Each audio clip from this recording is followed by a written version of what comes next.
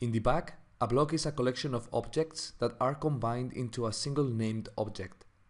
Dibac includes a catalog of very useful blocks to insert in our drawing. Let's see how we can use the blocks from our library. First, click on the Insert Block icon and you'll get this window. We can click on the drop-down list to see the blocks that we are using or have been used in the current project.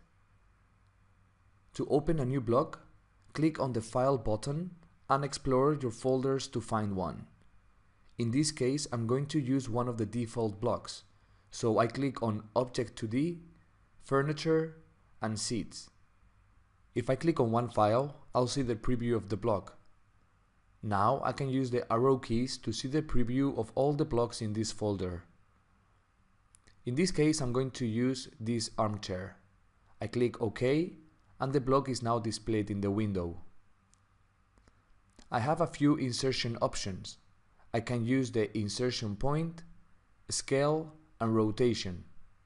In this case, I'm going to uncheck the insertion point field, leave the scale, and deactivate the rotation option. This will force the block to stay with its original position until it is inserted.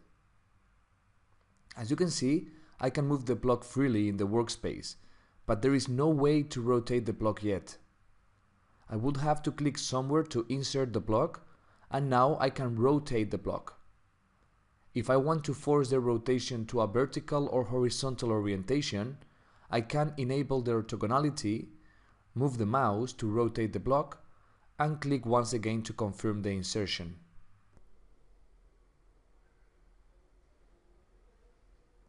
I'm going to delete this block and open the block window again. This time I check the rotation box and click OK. With the rotation enabled, I can rotate the block before inserting it. If I press and hold the Shift key and left click with the mouse, the block will rotate 90 degrees with every click. If I press and hold the Ctrl key and left click with the mouse, the block will rotate 45 degrees. In addition, I can align the block with the wall direction pressing F8 when the insertion point of the block detects the wall. As you can see, the block will automatically rotate to be aligned with the respective wall.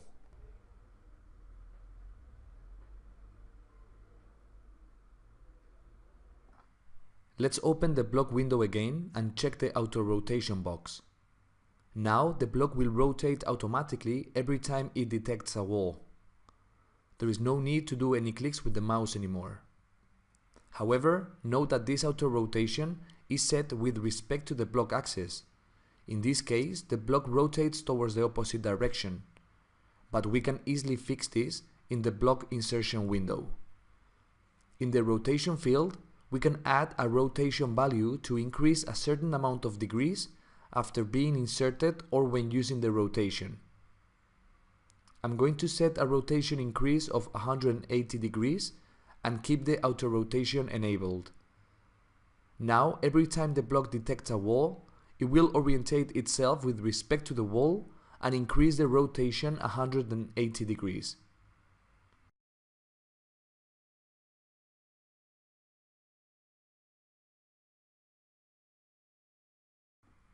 The auto-rotation field also allows me to set an insertion distance from the insertion point.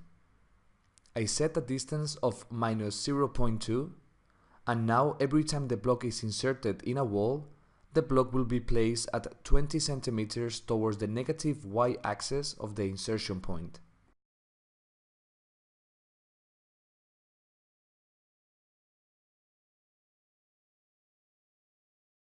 I'm going to open the block insertion window again and set the auto-rotation distance back to 0. Now, if I disable the scale option, every time I insert a block, I will have to set the X scale and the Y scale of the block directly in the workspace.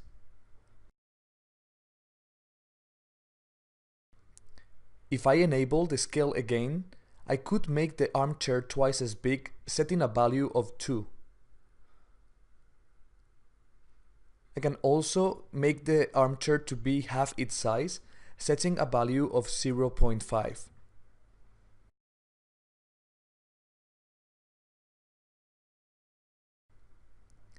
If the insertion point option is enabled, Dibac will insert the block directly into the indicated coordinates of the workspace. If I set the coordinates to be 0, 0, 0, the block will automatically be inserted in the origin of the axis. However, I could easily change these parameters to position the block in a specific point of the coordinates.